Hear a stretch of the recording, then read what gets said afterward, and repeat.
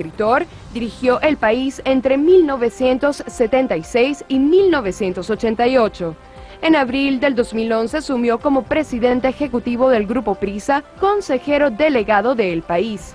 Pertenece al Grupo Bilderberg, que desde 1954 reúne anualmente a las personas más influyentes y poderosas del planeta. Como la Comisión Trilateral, de la que también participa Cedrián, agrupa a los líderes mundiales del neoliberalismo económico y del desmantelamiento radical del estado de bienestar. Bajo su gestión, han tenido lugar oleadas sucesivas de despidos en el Grupo Prisa. Y están parte de las redes del Grupo Prisa en España y en América Latina. Y para cerrar este segmento les propongo compartir una partecita de ese manual de estilo del diario El País, que además se estudia mucho en la Facultad de Comunicación Social en el mundo. Dice así: el país rechazará cualquier presión de personas, de partidos políticos, de grupos económicos, religiosos o ideológicos que traten de poner la información al servicio de sus intereses. Esta independencia y la no manipulación de las noticias son una garantía para los derechos de los lectores, cuya salvaguardia constituye, oigan esto, la razón última del trabajo profesional. La información y la opinión estarán claramente diferenciadas entre sí. Ahí está, letra muerta o no, no lo sabemos, se lo vamos a preguntar a nuestro invitado en el siguiente segmento. Quédese con nosotros, volvemos con más de Medios Sin Vergüenza.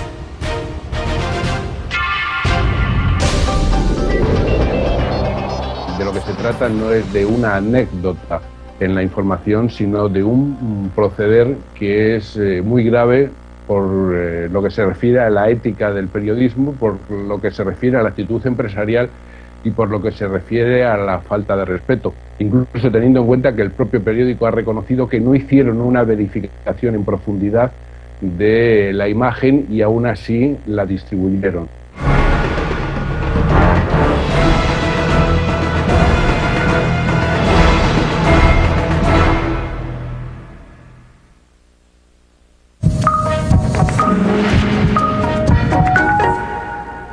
Del 25 al 28 de enero, Telesur le ofrece todos los detalles en torno a la cumbre presidencial de la CELAC. Desde Santiago de Chile, nuestro equipo de corresponsales le llevará todos los detalles acerca de los avances y acuerdos alcanzados a través de este importante mecanismo de integración. Cumbre presidencial de la CELAC, solo por Telesur. Nuestro norte es el sur. Un Estado que responde a las demandas de su pueblo para garantizar el alimento y el derecho a la propiedad de la tierra. Nuestro propósito es darle a nuestro pueblo la plena garantía alimentaria. Con esa visión social, eso está garantizado y vamos entonces ahora hacia la soberanía. La profunda transformación que viven los campos venezolanos a través de las iniciativas impulsadas por el gobierno revolucionario. Las leyes que hemos venido construyendo son parte de la transición del Estado burgués al Estado social. Estamos produciendo para el pueblo, papá. Causa justa, derecho al suelo, este martes, solo por Telesur.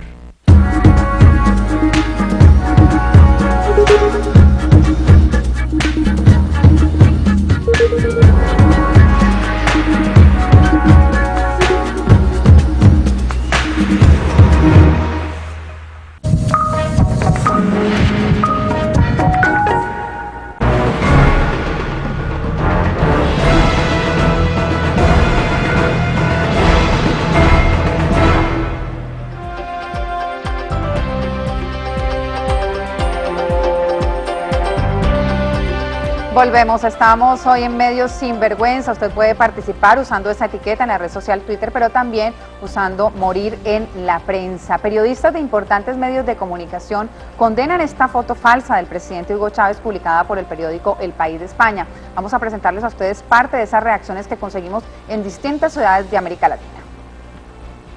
Una foto falsa que atentó contra la dignidad del presidente Chávez, que batalla contra el cáncer. Desde México, el coordinador de la sección de opinión del periódico La Jornada no cree que haya sido una ingenuidad del País de España.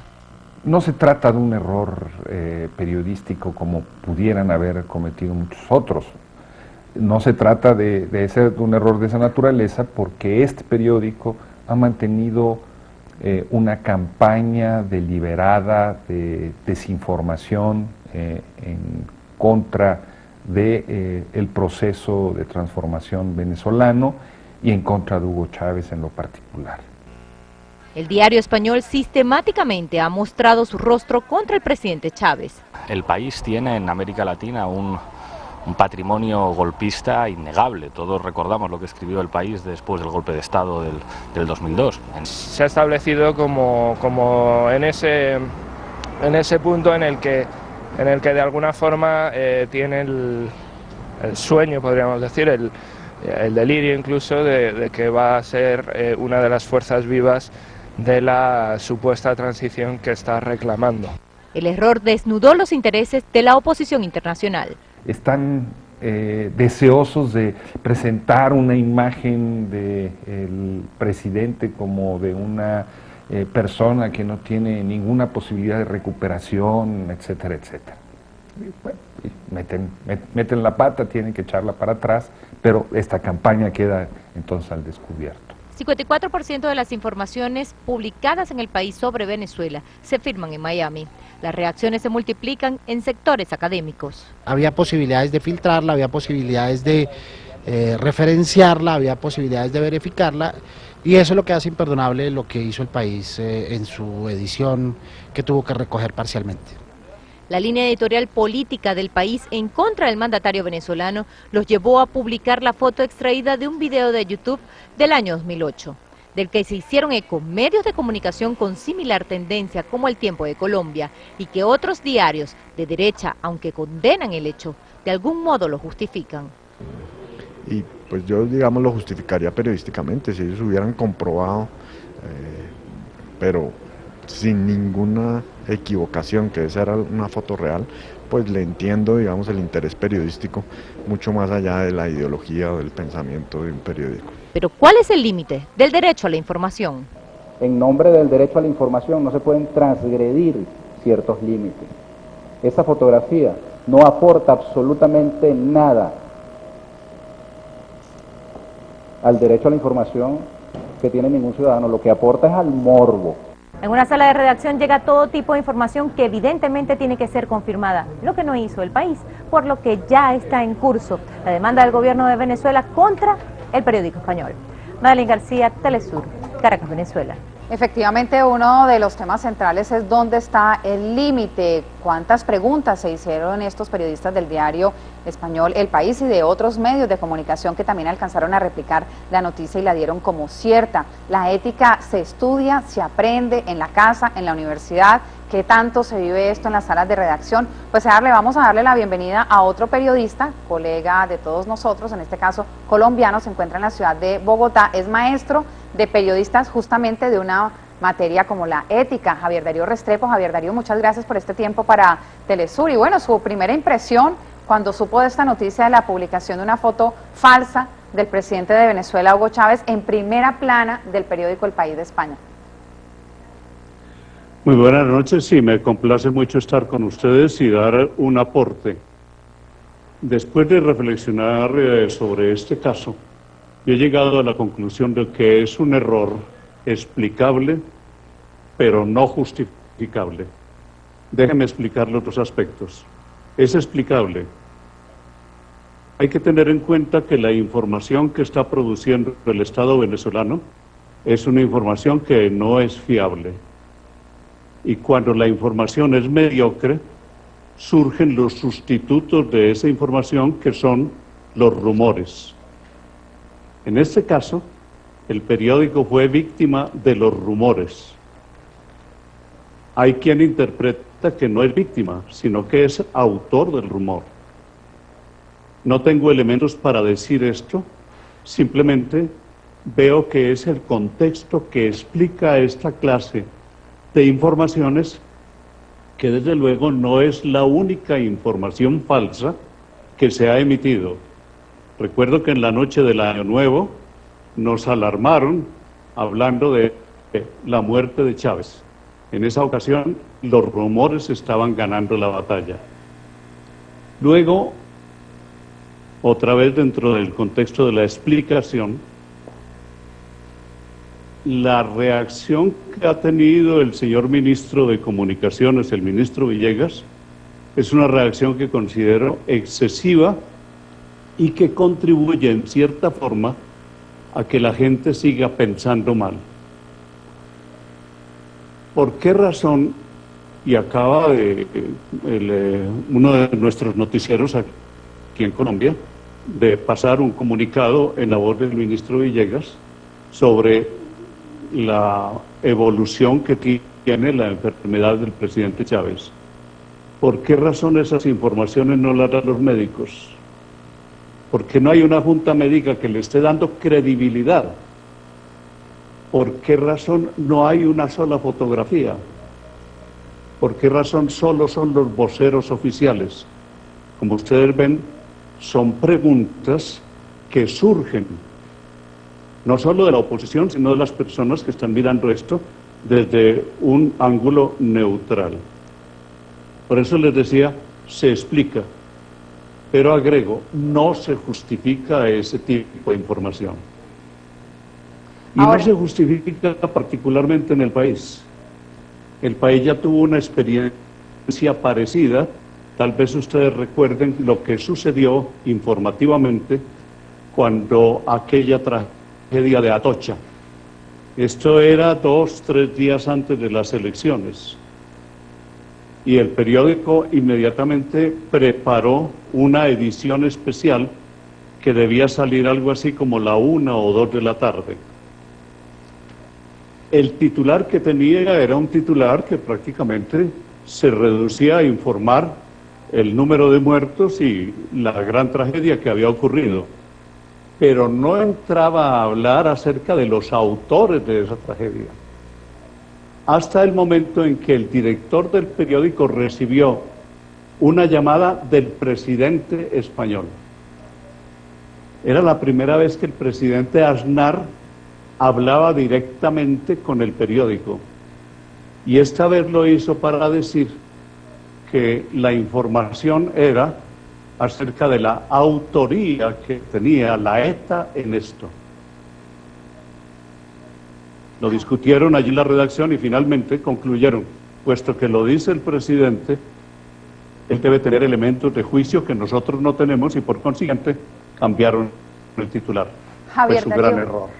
Uno, escuchándolo, sí, se me vienen a la cabeza varias preguntas. Una de ellas es si de alguna manera justificar el uso de estos insumos que usted evalúa como válidos en un momento determinado, ¿no es también un poco justificar la tesis de algunos de que una mujer abusada sexualmente puede haber sido causante de ese abuso porque usa ropas ligeras, porque tuvo una actitud insinuante? Le pongo un ejemplo también de la cotidianidad en el cual, digamos, ese rol acerca de un principio y un valor está absolutamente presente en la toma de una decisión que puede modificar hechos importantes en la vida de los seres humanos, de las sociedades, en este caso de un país como Venezuela, de una región como la nuestra, como América Latina. Lo que quiero decir en apoyo de la afirmación inicial, que este error no es justificable, es que el periodismo se aprende equivocándose.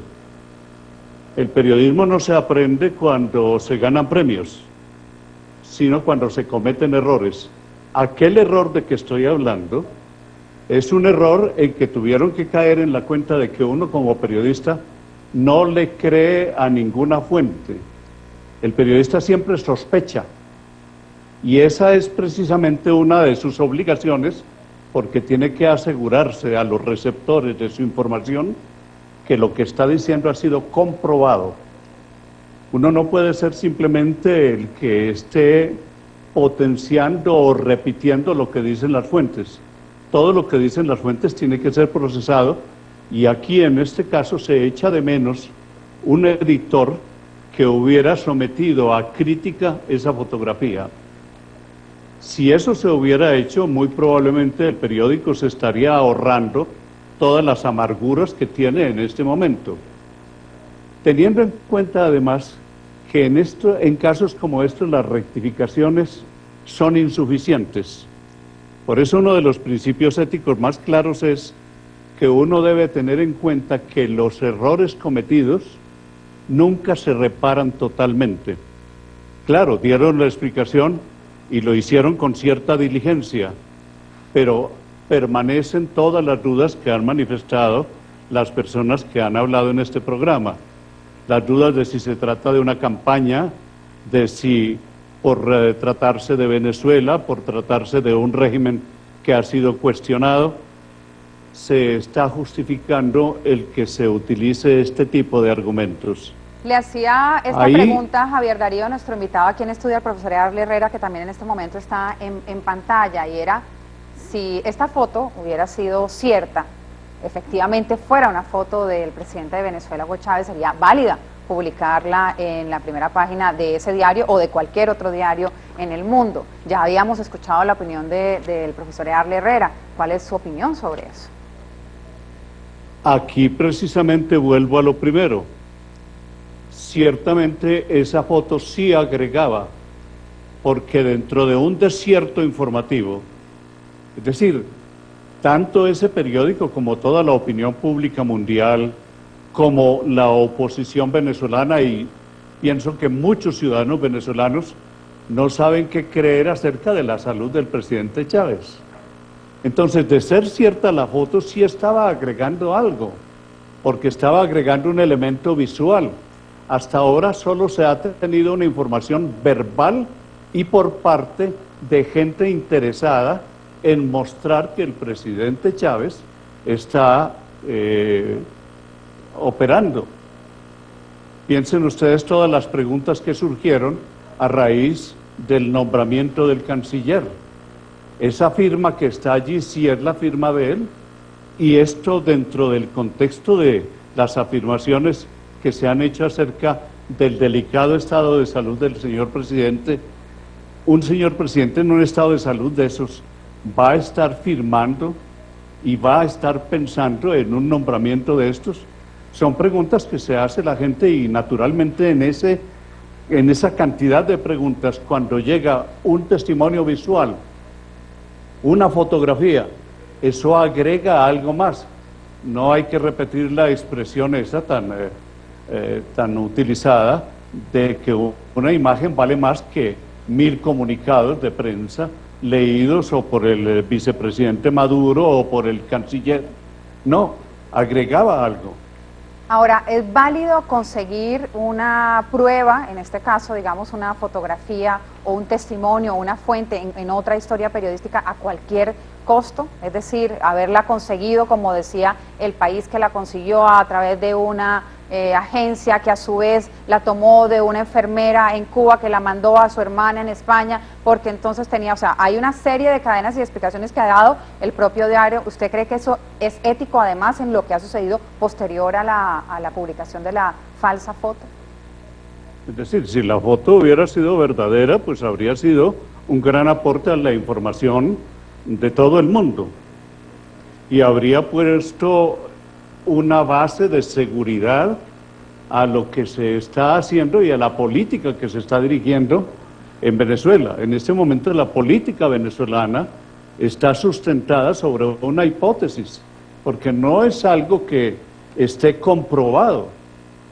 Como lo acabo de decir, todas las informaciones que se han dado son informaciones de parte interesada, y luego son informaciones verbales, que pueden ser verdaderas o pueden ser falsas.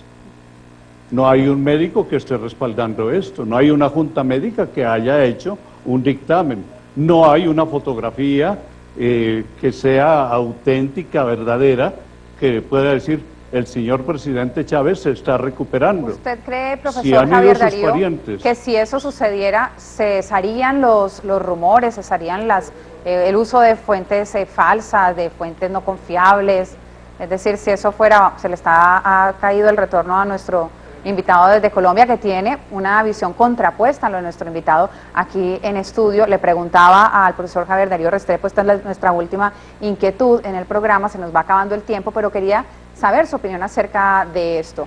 Si efectivamente se dieran todos esos detalles que usted dice que hacen falta para informar a la opinión pública, no solo venezolana, sino mundial, ¿usted cree que cesaría el uso de los rumores? ¿Realmente es el antídoto para tener una información y un comportamiento ético de los medios de comunicación del planeta? Sí, los medios de comunicación en este momento tendrían que tener prendidas todas sus alarmas para no darle salida a ningún rumor. Y es allí donde está la gran dificultad del periodismo en este momento, porque no tiene una fuente de información segura. Por tanto, si no hay una fuente de información segura, el periódico, el canal de televisión o lo que sea que está dando información, tiene que hacer consciente a esa audiencia de que no hay fuentes seguras. Y luego, cualquier rumor que llega tiene que ser confirmado. En este caso, no es justificable este error, puesto que no hubo confirmación. No basta que el periódico haya dicho, no tenemos confirmación de que esta foto sea auténtica. Cuando no hay esa confirmación, la foto no se publica. Porque allí es donde viene otro de los elementos por los cuales yo afirmo que no tiene esto justificación. Esto nos está enseñando a los periodistas que hay un dogma en el que hemos creído y que es necesario comenzar a desmantelar, que es el dogma de la actualidad. Creer que una noticia es más noticia porque es actual es un error. La mejor noticia no es la que se da primero, sino la que se da mejor, la que se confirma, la que se analiza, la que le permite a los receptores tener una comprensión total. Cosas que Allí evidentemente no ese hizo el periódico El País de España. Profesor Javier Darío Restrepo, muchas gracias por estar con nosotros aquí en este especial y darnos una visión contrapuesta, una visión desde su opinión, perspectiva acerca de lo que ha estado sucediendo en el manejo informativo sobre un tema evidentemente tan sensible que está en primera plana de los diarios del mundo como la salud del presidente Chávez. Muy buenas noches. Darle tiempo para usted. Cuéntenos qué piensa usted de lo que nos ha dicho el profesor Javier Darío Restrepo de Colombia. Realmente felicitar a Telesur por el tiempo que le da a sus invitados. A mí me invitó una vez un canal, creo que se llama NTN 24, y tenía como 3 personas allí hablando, y cuando yo fui a hablar me dijeron se acabó el tiempo. Entonces, mira, pareciera que yo infiero que pareciera que hay una concesión mítica del periodismo, que pareciera que todas estas grandes corporaciones mediáticas las estuviera dirigiendo San Francisco de Asís, y que lo que sale por allí es la pureza más absoluta. Aquí hubo un grupo de médicos que en una oportunidad, después de la operación de Chávez, emitieron un informe y fueron descalificados. Aquí el padre de la medicina, Hipócrates, usted lo trae y da un informe sobre el presidente Chávez y todos estos medios lo van a descalificar. Esa es la guerra en que estamos, es una guerra comunicacional contra un proceso en Venezuela y en América Latina. Y aquí esos medios parecieran, desde el punto de vista ético, que detrás de ellos no hay grupos económicos, no hay complejo industrial militar, no hay intereses de ninguna otra naturaleza, sino el único interés es la noticia por la noticia, que ha sido la gran mentira en la historia del periodismo. Pero además de eso, pareciera que el pobrecito país es inocente y el culpable ahora es el ministro Ernesto Villegas, quien se excedió en la respuesta frente a esa canallada. Bueno, se excedió el ministro Villegas y supongo que la presidenta Cristina Kirchner también, que habló de la prensa canalla. Ahora, le pregunto lo mismo que le preguntaba al profesor Darío Restrepo desde Bogotá. Si se dieran todos esos detalles que dice la derecha venezolana y buena parte de la derecha en el mundo, que hay que dar para poder informar bien al pueblo de lo que está sucediendo, ¿cesaría este tipo de ejercicio periodístico? No, porque pareciera que no cesa, porque realmente su interés es otro, es ulterior a la información. Va mucho más allá, es información dirigida, es distribución y es manipulación, lo que hace muchos años un tratadista norteamericano llamó la manipulación de los cerebros, pues, los manipuladores de cerebros. Y eso es lo que se trata aquí, en América Latina y en este caso específico de Venezuela. Fíjate, uno de los argumentos realmente más deleznables que se da en esta situación. El país publica la foto porque el gobierno venezolano no da suficiente información o da información sesgada. Es decir, vamos a partir de allí. Como tú no informas, yo desinformo. O sea, yo me siento autorizado éticamente a publicar en primera página cualquier mentira que a mí se me ocurra, por un lado. Por la otra se dice, en el periodismo se aprende equivocándose. Bueno, ya es hora de que el país aprenda, después de tantas décadas que está como periódico. Si fuesen los estudiantes de primer año de periodismo, lo aceptamos, pero que el país de España esté aprendiendo a estas alturas, con este tipo de amarillismo, bueno, deja mucho que desear de la concepción ética de la comunicación. Usted habla de este tema como de la inocencia del periodismo. Yo le propongo que veamos cómo han titulado otros medios de comunicación, incluido El País, otros de España, de América Latina, sobre la enfermedad del presidente Chávez, para que al final podamos cada uno de nosotros tener su propia opinión y versión de los hechos. Hemos titulado esta parte del programa como Morir en la prensa. Es decir, si yo solamente me informara por este tipo de titulares, ¿cuál sería mi visión, mi opinión acerca de lo que está pasando con la salud del presidente Chávez? Vamos a presentarles algunos titulares. Voy a pedirle a nuestro productor que los ponga en pantalla para írselos mostrando y además cronológicamente cómo han venido apareciendo ante la opinión pública. Fíjense, este es ABC. Chávez sobrevive con un opiáceo 100 veces más fuerte que la morfina. Esto es del 2 de junio de 2012. ¿no? Del año anterior, estábamos en plena campaña electoral. Chávez acepta su final, del propio diario ABC. Incertidumbre en Venezuela, eltiempo.com, delicado estado de salud de Chávez. ABC, ya no responde a los antibióticos. Esto es del 1 de enero del año 2013. Chávez estaría en coma inducido, según diario ABC de España. El Tiempo de Colombia hace eco de esta noticia, citando a la fuente. El chavismo agoniza. El dictador estaría en coma inducido. Diario La Razón. En una cumbre en La Habana, la cúpula chavista definió la transición. La Nación también.com. La prensa de Honduras. Rosa Virginia, hija mayor de Chávez, tiene la palabra para desconectarlo. Una fundación española asesoró a Venezuela para ocultar la gravedad de Chávez. Ahí están, pues, si usted hubiera visto solo esos informes, esos titulares, ¿cuál sería la versión, la opinión que tendría acerca de los hechos? De los hechos y del periodismo. Mira, aquí uno podría caer en la trampa, aunque realmente tiene que hacerlo, de discutir lo que es el periodismo, la ética del periodismo, etcétera. Pero uno tiene que realmente ubicar esto en un contexto histórico. Y tenemos algunos ejemplos de periódicos que los llaman, al igual que El País, objetivos, equilibrados, como El Mercurio de Chile. Bueno, ahí están los documentos desclasificados del Pentágono, de los Estados Unidos, cómo El País de Chile conspiró, el Mercurio de Chile conspiró para el derrocamiento del presidente Salvador Allende, cómo mintió, cómo distorsionó, cómo inventó información, igual que lo están haciendo ahora en el caso de Venezuela. Si te vas también al caso de la revolución sandinista en Nicaragua, cuando llega por primera vez al poder. Bueno, hay un libro de un estudioso venezolano, amigo mío, a quien respeto bastante, llamado Marcelino Bisbal. Se llama Agresión informativa contra Nicaragua, donde desglosa cómo se mintió, se manipuló, se crearon rumores y todas esas cuestiones, pues, y sobre todo las agresiones de que ha sido objeto América Latina, pues. Suele no enseñarse mucho eso en las escuelas de periodismo en América y Latina. Esos libros muchas veces sus autores los recogen.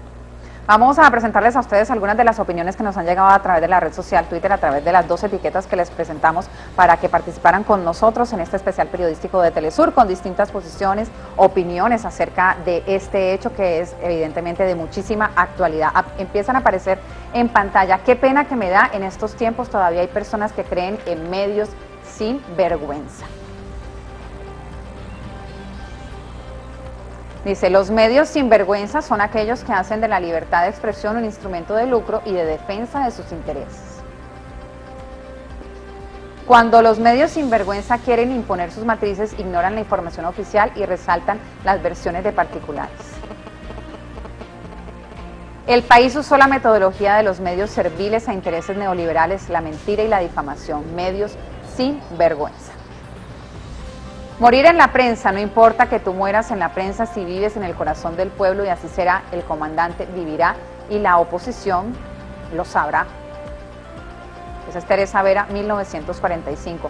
A propósito de ese tuit de Teresa Vera, una última pregunta, profesor Earle, para cerrar el programa y robándome unos minutitos. ¿Por qué estas cosas no sirven en Venezuela? A pesar de toda la campaña, Chávez gana las elecciones, la gente está confiada en la información que el gobierno le está dando. Hace poco se hizo una encuesta y hay un 65-66% de favorabilidad a la información y el manejo que se ha dado por parte del gobierno bolivariano. De esto no se habla mucho por fuera, seguramente no se tiene muy clara esta información, pero es así. Patricia, aquí la academia, las escuelas de comunicación,